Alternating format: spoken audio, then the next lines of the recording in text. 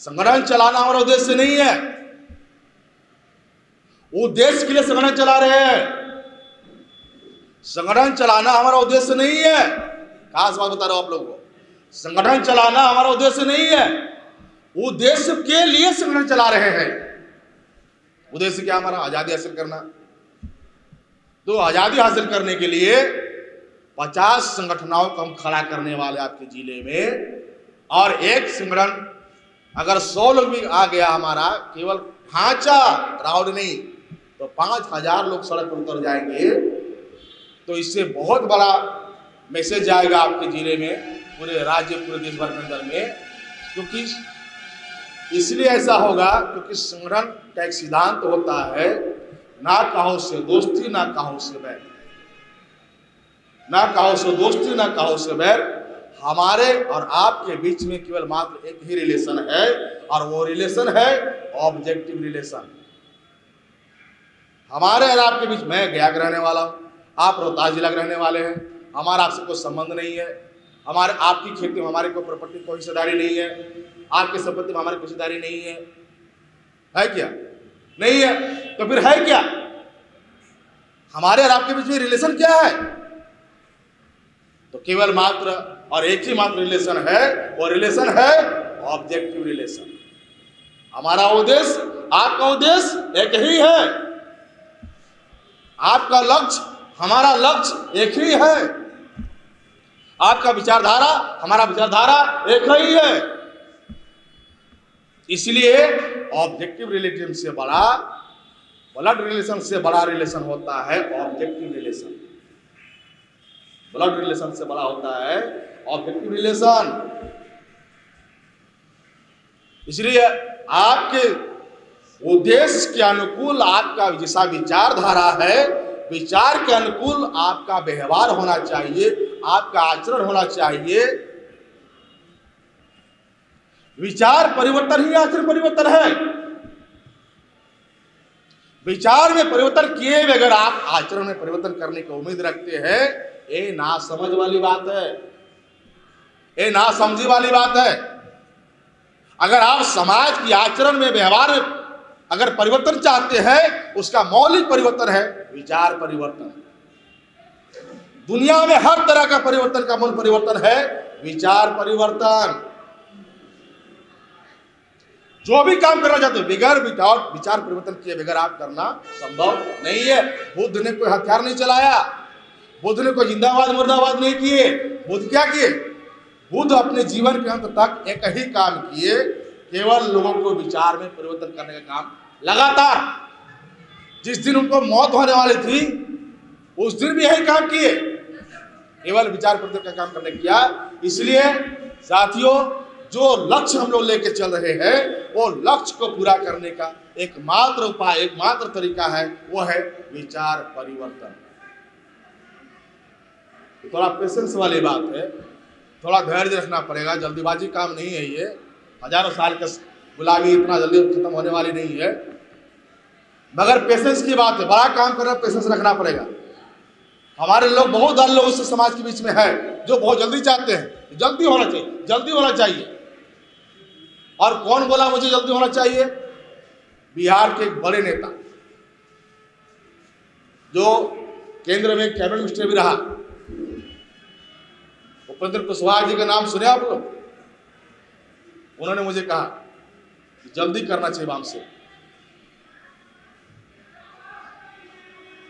शरद यादव जी ने कहा जल्दी करना चाहिए वाम से को। हमने कहा अगर जल्दी करना चाहिए था तो 18 साल क्यों मजबूत किया बीजेपी को? 18 साल आपने मजबूत किया बीजेपी को, अभी समझ में आ गया जल्दी करना चाहिए। उपेंद्र कुशवाहा जी ने मुझे सवाल किया, आप ब्राह्मणों को विदेशी कह रहे हो, आपके पास कोई सबूत है? उपेंद्र कुशवाहा, अब आप इस बात से अंदाजा लगा सकते हो कि समाज के पास जानकारी का कितना अभाव है। उपेंद्र कुशवाहा जी को साग सब्जी बेचने वाला आदमी तो है नहीं, वो एज ए कैबिनेट मिनिस्टर रहा वो।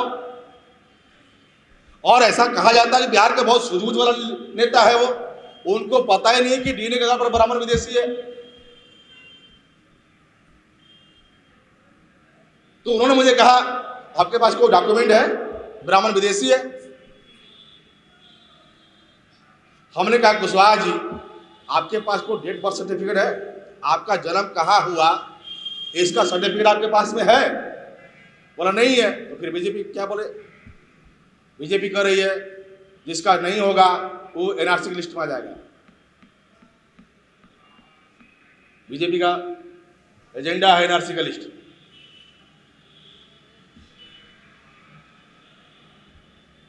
तो आप अंदाजा लगा सकते इतने बड़े लीडर को जब रिपोर्ट पता नहीं डीएनए के बारे में, तो सामान्य आदमी जो कॉमन लोग हैं उसको क्या जानकारी होगी? समाज के पास जानकारी का अभाव है। ज्ञान तो बहुत दूर की बात है, ज्ञान अलग है, जानकारी अलग है। ज्ञान बहुत दूर की बात है, जानकारी ही नहीं है हमारे लोगों के पास में। और जानकारी क्या है? तो वो जानकारी को ही ज्ञान मानते हैं, इंफॉर्मेशन को नॉलेज मानते हैं। नॉलेज अलग है, इंफॉर्मेशन अलग है। आपको समझने के लिए, आपको रास्ते में जा रहे हैं और अंधेला है, आप पहली बार उस रास्ते गुजर रहे हैं, आपको मालूम नहीं था रास्ते में पत्थर पड़ा हुआ है, आप गए वहां पर, आपके पैर में चोट लगी, ठोकर लग गया, आपको चोट आ गई, आपको ब्लड निकल गया। दूसरे दिन फिर उसी रास्ते से आप गए, दोबारा उसी जगह चोट लग गया आपको। पहली बार आपको जानकारी नहीं थी, आप चले गए, नए रास्ता था, आप चले गए, आपको ठोकर लग गया, आपको मालूम हो गया, आपको जानकारी हो गया पत्थर था, दोबारा आप उसी जगह से गुजर गए, दोबारा उसी जगह आपको चोट लगी, आपको जानकारी होने के बावजूद भी लगी। इसका मतलब है आपको जानकारी हुआ, जानकारी को ज्ञान में आपने एप्लीकेशन नहीं किया।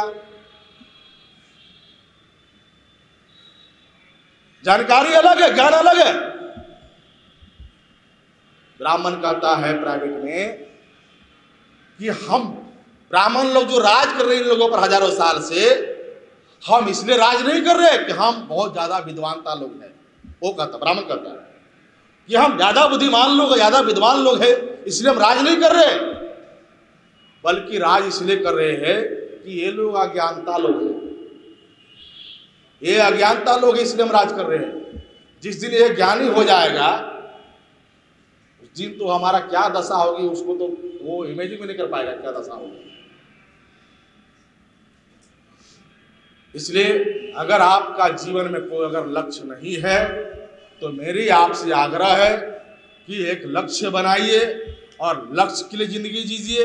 विदाउट लक्ष्य के जीवन नहीं जीना चाहिए, नहीं तो फिर वही कुत्ते वाली हाल होगी मरने के बाद में। अगर आप शेर की मौत मरना चाहते हो तो जीवन के लक्ष्य निर्धारित करना होगा, जीवन में एक लक्ष्य बनाना होगा और लक्ष्य को पूरा करने के लिए जान की बाजी लगा दो, आप सफल हो जाओगे।